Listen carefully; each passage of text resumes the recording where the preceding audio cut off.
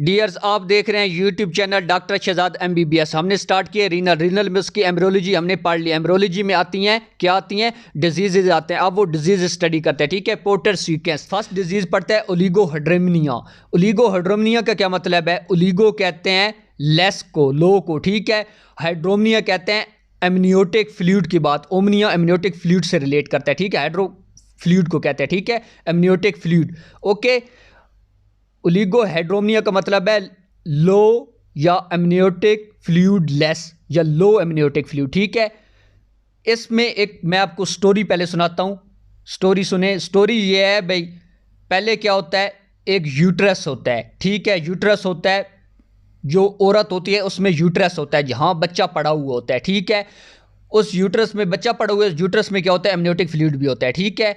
अब क्या होता है, ये जो बेबी है एमनियोटिक फ्लूइड को क्या करता है, पीता है और दोबारा क्या करता है, यूरिन करता है। यूरिन कहते हैं सुसु को, जो छोटे बच्चे करते हैं, लेकिन क्योंकि वो माँ के अंदर है तो उस वक्त भी वो यूरिन करेगा, वो सुसु ही होता है, ठीक है। वो माँ के यूट्रस के अंदर ही सुसु करेगा, जिसे एमनियोटिक फ्लूइड कहते हैं, यूरिन कहते हैं, ठीक है। जो यूरिन आउटपुट करेगा, यूरिन एक्सक्रीट करेगा बेबी जो माँ के पेट के अंदर है, उसको एमनियोटिक फ्लूइड कहते हैं, ठीक है। वो बेबी एमनियोटिक फ्लूइड को ड्रिंक करता है, फिर यूरिन की फॉर्म में एमनियोटिक फ्लूइड को एक्सक्रीट करता है, ठीक है। अब जैसे ही उसने एमनियोटिक फ्लूइड पिया है, वो एमनियोटिक फ्लूइड लंग्स में भी जाता है, ठीक है। लंग्स की डेवलपमेंट में हेल्प करता है, उसको बड़ा करने में, ठीक है। लंग्स का साइज इंक्रीज करने में हेल्प करता है, ठीक है। हम जानते हैं कि बेबी ने क्या किया है, यूरिन को ड्रिंक किया है और यूरिन को एक्सक्रीट किया है, कहाँ, यूट्रस के अंदर, मदर के यूट्रस के अंदर, ठीक है, ओके। फिर उस यूरिन को ड्रिंक किया है, फिर एक्सक्रीट किया है। यूरिन क्या है, बेसिकली ये एमनियोटिक फ्लूइड है। मतलब कि बेबी ने एमनियोटिक फ्लूइड को ड्रिंक किया है, फिर उस एमनियोटिक फ्लूइड को एक्सक्रीट किया है यूरिन फॉर्म में, किधर, यूट्रस के अंदर, मदर के यूट्रस के अंदर, ठीक है। ये जो आप देख रहे हैं ना, ये है यूट्रस, ठीक है। यूट्रस के अंदर क्या होता है, एमनियोटिक सैक होती है जिसके अंदर ये एमनियोटिक फ्लूइड है, ठीक है, ओके। अब क्या होता है, हम जानते हैं जैसे ही ये एमनियोटिक फ्लूइड की डिफिशिएंसी होगी, एमनियोटिक फ्लूइड प्रोड्यूस कौन करता है, हमारी किडनी प्रोड्यूस कर रही होती हैं। जैसे ही हमारी किडनी एमनियोटिक फ्लूइड को लेस प्रोड्यूस करेंगी या कोई ऑब्स्ट्रक्शन हो जाती है, तो उस सूरत में क्या होगा, कौन सी ऑब्स्ट्रक्शन हो जाती है, कहाँ ऑब्स्ट्रक्शन हो जाती है, for example urethro obstruction by posterior urethral membrane. ये आप देखें डायग्राम, ठीक है। ये बेबी का किडनी यूरिटर और यूरिथ्रल वाल्व कंसीडर करें, for example posterior urethral valve पे ऑब्स्ट्रक्शन आ जाती है, रुकावट आ जाती है, ठीक है। ये एमनियोटिक फ्लूइड मदर के यूट्रस के अंदर एक्सक्रीट नहीं होता, तो क्या हो जाएगी, एमनियोटिक फ्लूइड की कमी हो जाएगी। जैसे एमनियोटिक फ्लूइड की कमी होगी तो ज़ाहिर बात है बेबी ड्रिंक नहीं कर सकेगा एमनियोटिक फ्लूइड को।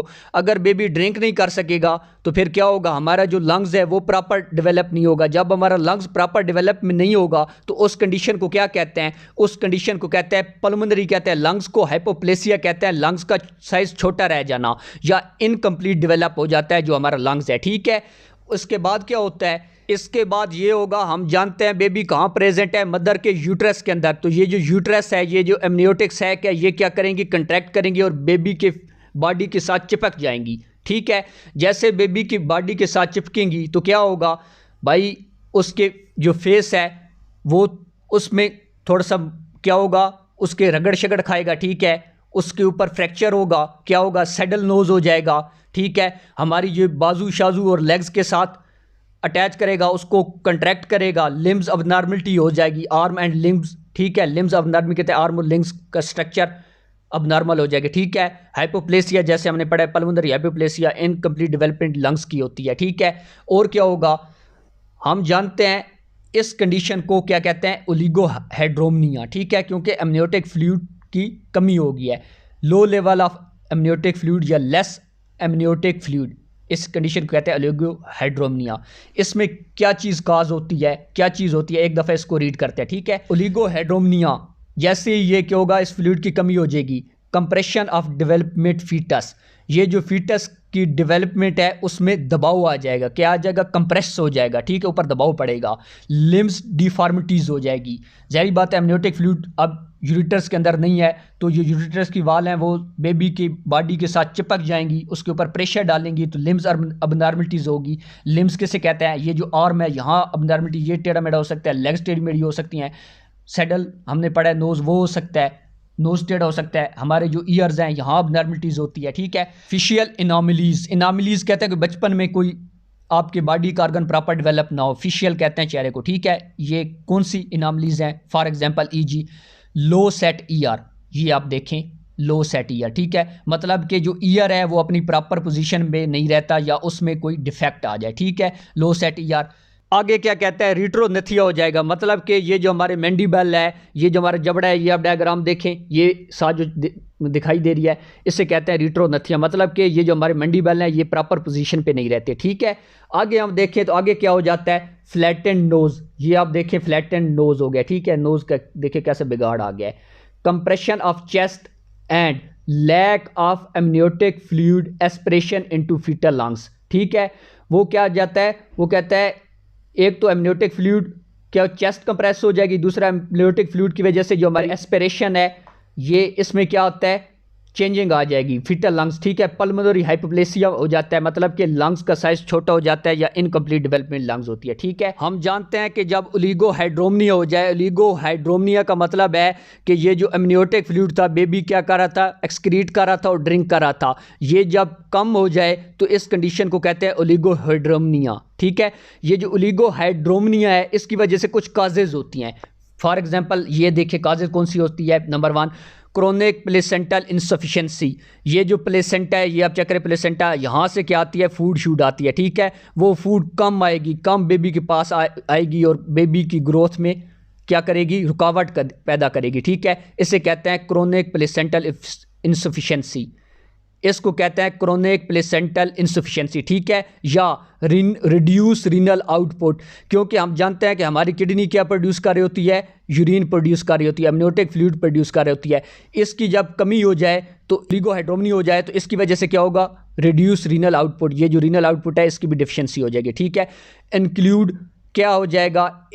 ARPKD, इसको क्या कहते हैं? Autosomal recessive polycystic kidney disease.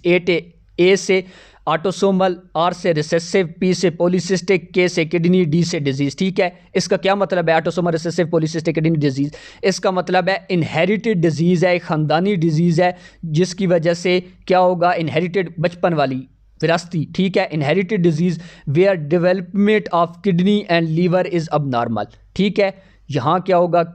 Kidney की अबनॉर्मल डेवलपमेंट होगी, इसको कहते हैं ARPKD, ठीक है। ऑब्स्ट्रक्टिव यूरोपैथी, क्या कहते हैं? हमारी जो यूरिन है उसमें उसकी ये जो एमनियोटिक फ्लूइड है उसकी रुकावट आ जाएगी, उस कंडीशन में कहते हैं ऑब्स्ट्रक्टिव यूरोपैथी, ठीक है। For example posterior urethral valve, ये जो पोस्टीरियर यूरिथ्रल वाल्व है यहाँ रुकावट आ जाए या कोई मास इकट्ठा हो जाए तो इस कंडीशन को कहते हैं पोस्टीरियर यूरिथ्रल वाल्व्स ऑब्स्ट्रक्शन, ठीक है। बाइलेटरल रीनल एजेनेसिस, ये दोनों साइड पे होगा, ठीक है। अगर एमनियोटिक फ्लूइड लेस हो जाए तो ये कंडीशन दोनों साइड पे, ओलिगोहाइड्रोमनिया दोनों साइड पे होगा, ठीक है। इसकी वजह से रीनल एजेनेसिस भी हो सकती है, ठीक है। Okay done. आगे एक बात करता है, ये चेक करें, baby who can not P, आना बेबी वो जो ये यूरिन नहीं एक्सक्रीट कर सकेगा, मतलब कि वो ये जो फ्लूइड है एमनियोटिक फ्लूइड उसको एक्सक्रीट नहीं कर सकेगा into the utero development porter, ये जो यूट्रो डेवलपमेंट है ना, यूट्रस के अंदर जो डेवलपमेंट हो रही है बेबी की, इसमें एक तब्दीली आएगी, उस तब्दीली को डिजीज़ की टाइप में आएगी, उस डिजीज़ को हम देते हैं नाम पोर्टर सीक्वेंस, ये एब्रीविएशन है पोर्टर, ठीक है। इससे मुख्तलिफ डिजीज़ बनती हैं, ठीक है, जो एमनियोटिक फ्लूइड की डिफिशिएंसी की वजह से होती हैं। नंबर 1 पल्मोनरी हाइपोप्लेसिया हो जाएगा, मतलब कि लंग्स का साइज़ छोटा हो जाएगा या लंग्स प्रॉपर डेवलप नहीं करेगा, क्योंकि हम जानते हैं कि बेबी क्या करता है? एमनियोटिक फ्लूइड को ड्रिंक करता है, वो एमनियोटिक फ्लूइड लंग्स में जाता है, लंग्स की डेवलपमेंट करता है, जिस वजह से लंग्स प्रॉपर डेवलप नहीं होगा। पल्मोनरी कहते हैं लंग्स को, हाइपोप्लेसिया कहते हैं छोटा हो जाना, ठीक है। पल्मोनरी हाइपोप्लेसिया हो जाता है या अब नॉर्मल कहते हैं, ठीक है। ओलिगोहाइड्रोमनिया, ओलिगोहाइड्रोमनिया मतलब कि एमनियोटिक फ्लूइड की प्रोडक्शन कम होगी। ट्विस्ट फेस, जो हमारा फेस होगा ये ट्विस्ट फेस होगा, ठीक है। ट्विस्ट स्किन, ये जो स्किन है इसको ये मरोड़ आ जाएगा, ट्विस्ट कहते हैं, ठीक है। एक्सट्रीमिटी डिफेक्ट, ये एक्सट्रीमिटी डिफेक्ट आ जाएगा, ठीक है। रीनल फेलियर हो सकता है यूट्रो, ओके डन, समझ आ गई इसकी। एक और चीज़ मैंने वर्ड यूज़ किया है पल्मोनरी हाइपोप्लेसिया। इसकी वजह से क्या होगा, जैसे पल्मोनरी हाइपोप्लेसिया होगा, लंग्स प्रॉपर डेवलप नहीं होगा, जारी बात है जो ऑक्सीजन है उसकी डिफिशियंसी होगी और डेथ हो सकती है। Okay done. नेक्स्ट जो हमारी डिजीज़ है वो है हॉर्स शो किडनी। इसका क्या मतलब है, इसके नाम से पता चल रहा है कि ये जो किडनी है हॉर्स के शूज़ कहते हैं, हॉर्स कहते हैं घोड़े को, शूज़ कहते हैं ये जो नीचे वाले घोड़े के, ये आप डायग्राम देखें, ये वाली चीज़ है, इसे हॉर्स शो किडनी अटैक कहते हैं। ठीक है, मतलब कि जो हमारा बेबी होगा उसकी किडनी नीचे इस तरह होगी, इस तरह। वैसे तो किडनी सेपरेट होती है, जब इस तरह किडनी होगी तो मतलब कि वो नीचे से मिली हुई है, तभी तो ये इस तरह की शो कर रही है, इसे कहते हैं हॉर्स शो किडनी। ठीक है, हॉर्स शो किडनी में क्या होता है, ये जो हमारी किडनी होती है नीचे से आपस में अटैच होती है, ठीक है, और जुड़ी हुई होती है। जब वो किडनी, वैसे तो वो कहाँ होती है, लोअर एब्डोमेन में होती है, ठीक है, उसने कहाँ जाना होता है, अपर एब्डोमेन में जाना होता है।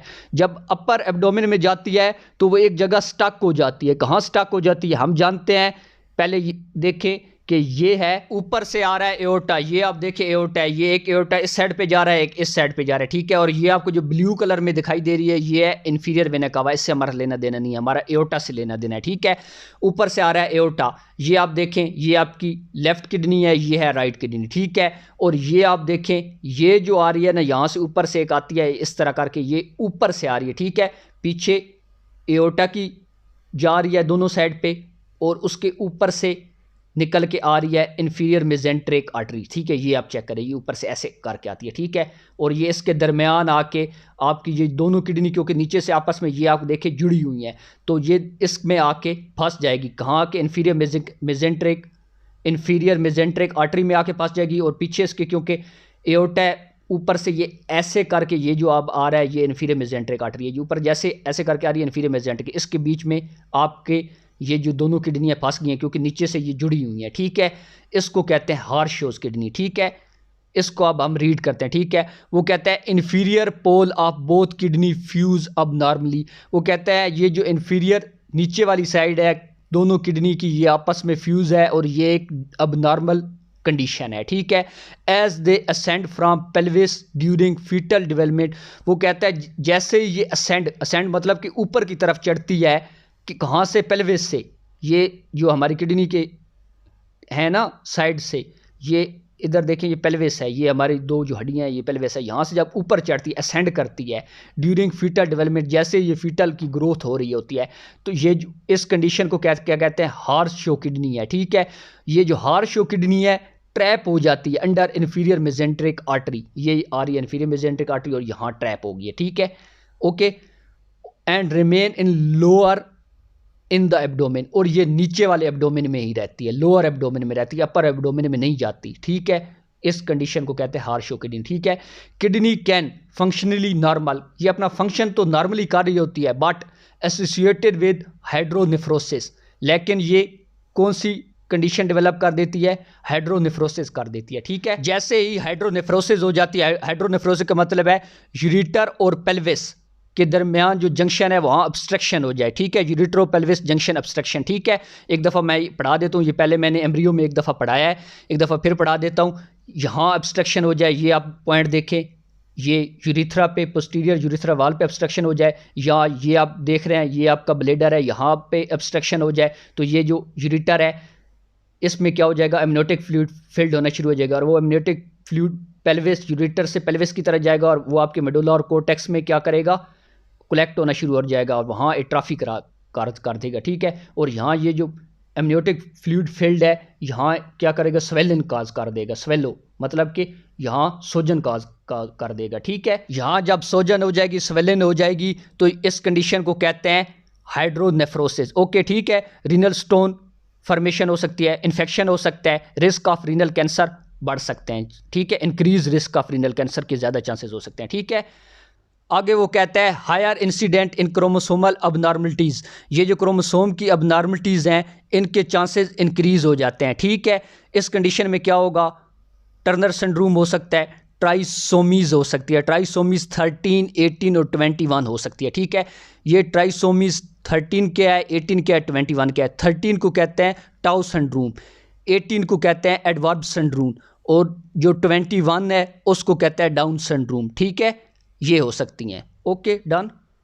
अब एक दफ़ा इस डायग्राम को देखें, ये आप चेक करें, ये आपकी एक किडनी है, एक आपकी ये किडनी है, ठीक है, ये लेफ़्ट किडनी है, ये राइट किडनी है, ठीक है, ये देखें नीचे से मिली हुई है, ठीक है।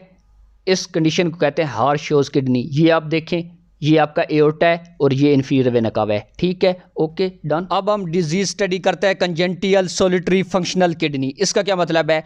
वो कहता है कंडीशन ऑफ बीइंग, कहता है बीइंग मतलब शुरू होती है, कंडीशन हालत मतलब कि वो हालत जब शुरू हो, बर्न है ना, वो हालत जो पैदाइश पर शुरू हो with only one functional kidney. वो कहता है भी ऐसी हालत शुरू हो जाए जिसमें आपके पास सिर्फ एक ही किडनी है और वो फंक्शन कर रही हो। Majority asymptomatic with compensatory hypertrophy of contralateral kidney. वो कहता है कि मेजॉरिटी तो ये है कि वो एसिम्प्टोमेटिक होगी जब एक किडनी काम कर रही है, ठीक है। तो इस कंडीशन में जो सिम्टम होंगे नहीं होंगे, एसिम्प्टोमेटिक मतलब नो सिम्टम। आगे वो कहता है हाइपरट्रॉफी ऑफ कंट्रालेटर किडनी। वो कहता है ये आप चेक करें, ये आपकी एक किडनी है और ये किडनी जो आपकी फॉर्म ही नहीं हो, ठीक है। ये आगे आप देखें, ये यूरेटर है, ये यूरिनरी ब्लैडर है और ये यूरिथ्रा है। अब वो बात करता है कि ये जो किडनी फॉर्म नहीं हुई, ये किडनी क्या है? कंट्रालेटर है, मुतजाद है। कंट्रालेटरल का मतलब है मुतजाद है किसके? जो किडनी बनी हुई है, ठीक है। वो कहता है हाइपरट्रॉफी ऑफ कंट्रालेटरल किडनी। वो कहता है ये जो किडनी नहीं बनी हुई दूसरी किडनी की कंट्रालेटर है और ये हाइपरट्रॉफी काज कर देगी, ठीक है। बट इनोमलीज कहते हैं वो डिजीज़ को कहता है जो बचपन में हो, ठीक है। But anomalies in contralateral kidney are common. ये जो कंट्रालेटरल किडनी की डिजीज़ है ना, hypertrophy contralateral kidney, congenital solitary functional kidney, ये कॉमन है, ठीक है, बहुत कॉमन है। Often diagnosed prenatally by via, ये वाया का मतलब होता है बाई, ठीक है, जरिए अल्ट्रासाउंड। इसको हम अल्ट्रासाउंड के थ्रू डिग्नोज कर सकते हैं, ओके डन। वो कहता है ये एक ऐसी कंडीशन है जिसमें आपकी एक किडनी फॉर्म नहीं होती, एक किडनी फॉर्म होती है। वो किडनी क्या करती है? ओवर फंक्शन करती है। जब वो ओवर फंक्शन करती है तो हाइपर फिल्ट्रेशन करती है। इसके कंडीशन में क्या हो जाता है? हाइपरट्रॉफी हो जाती है, ठीक है, किसकी? कंट्रालेटर किडनी की, ओके डन। नेक्स्ट डिजीज है यूनिलेटरल रीनल जेनेसिस।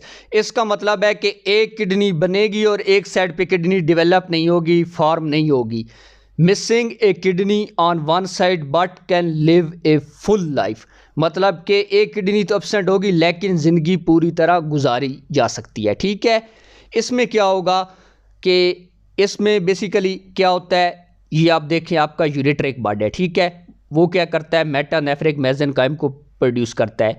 ये यूरेट्रिक बड और मेटानेफ्रिक मेसेनकाइम क्या करता है? मिलके किडनी की फॉर्मेशन करते हैं, ठीक है। जब यूरेट्रिक बड मेटानेफ्रिक मेसेनकाइम को फॉर्म नहीं कर पाएगा, इंड्यूस नहीं कर पाएगा, तो इस कंडीशन में क्या हो जाएगा? यूनिलेटरल रीनल जेनेसिस हो जाएगी, ठीक है। अब स्टडी करते हैं। वो कहते हैं ureteric bud fail to develop and induce differentiation of metanephric mesenchyme. जब यूरेट्रिक बड नाकाम हो जाए मेटानेफ्रिक मेसेनकाइम को डेवलप करने में, पैदा करने में, डिफरेंशिएट करने में, ठीक है, तो उस कंडीशन में क्या हो जाएगा? Complete absence of kidney and ureter. इसमें क्या होगा? किडनी भी एब्सेंट होगी और यूरेटर भी एब्सेंट होगा, ठीक है। ये आप चेक करें, ये है यूरेट्रिक बड और ये है मेटानेफ्रिक मेसेनकाइम। ये हम पीछे पढ़ चुके हैं, इसके बारे में एम्ब्रियो में जाके डिटेल में पढ़ लें, एक लेक्चर पीछे है, ठीक है। ये दोनों मिलके क्या बनाते हैं? किडनी बनाते हैं, ठीक है, और यूरेटर बनाते हैं। अगर ये नहीं बनेंगे तो हमारा किडनी और यूरेटर नहीं बनेगा, ओके डन। इस कंडीशन को कहते हैं यूनिलेटरल रीनल जेनेसिस, ठीक है। अब जो हमारी डिजीज़ है वो है मल्टीसिस्टिक डिस्प्लास्टिक किडनी।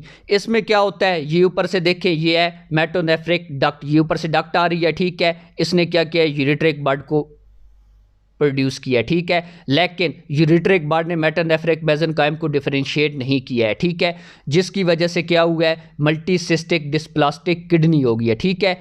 इस कंडीशन में क्या होता है?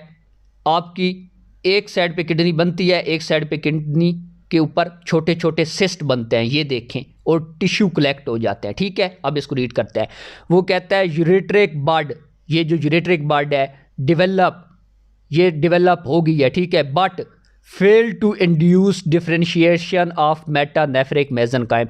उसने मेटानेफ्रिक मेसेनकाइम को अलग नहीं कर पाई, इसको सेपरेट नहीं कर पाई और प्रोड्यूस नहीं कर पाई, जिसकी वजह से क्या हुआ है, इसकी वजह से क्या हुआ है, मल्टीसिस्टिक डिस्प्लास्टिक किडनी हुई है। ठीक है, आगे वो कहता है नॉन फंक्शनल किडनी, ये जो किडनी होगी नॉन फंक्शनल होगी, कंसिस्ट ऑफ सिस्ट, ये जो किडनी बनी है जिसके ऊपर सिस्ट है, ये बनी तो है लेकिन ये नॉन फंक्शनल किडनी है। ठीक है, बनी है एक साइड पे तो ठीक है बन गई, दूसरी साइड पे ये जो मल्टीसिस्टिक किडनी बनी है ये नॉन फंक्शनल किडनी बनी है और ये फंक्शन प्रॉपर नहीं कर पाएगी। और इसमें क्या होंगी, एक तो सिस्ट है, दूसरे इसके अंदर टिश्यू कलेक्ट है, इकट्ठे हैं। ठीक है, predominantly non hereditary and usually unilateral, ये बाज़ औक़ात यूनिलेटरल होती है क्योंकि ये एक साइड पे आप देखें सिस्ट है, लेकिन ये बाईलेटरल भी हो सकती है। अगर ये बाईलेटरल हो जाए तो ये क्या करती है, पोर्टर सीक्वस कर देती है। पोर्टर सीक्वस हमने ओलिगोहाइड्रोमिया ने पढ़ा था, पोर्टर सीक्वस में बहुत सारी डिजीज़ आ जाती है, वो सारी डिजीज़ काज करवा देगी जब क्या हो जाएगा, बाईलेटरल हो जाएगी। ठीक है, मल्टी सिस्टिक डिस्प्लास्टिक किडनियाँ, ये जो बने हैं ना ऊपर सिस्ट, इसको कहते हैं मल्टीसिस्टिक डिस्प्लास्टिक किडनी। ठीक है, ओके डन। अब इन दोनों किडनी में फ़र्क देखते हैं, डिफरेंट देखते हैं, यूनिलेटरल रीनल एजेनेसिस में और मल्टीसिस्टिक डिस्प्लास्टिक किडनी में क्या फ़र्क है इन दोनों में। पहले देखते हैं यूनिलेटरल रीनल एजेनेसिस, इसमें क्या होता है, यूरेट्रिक बड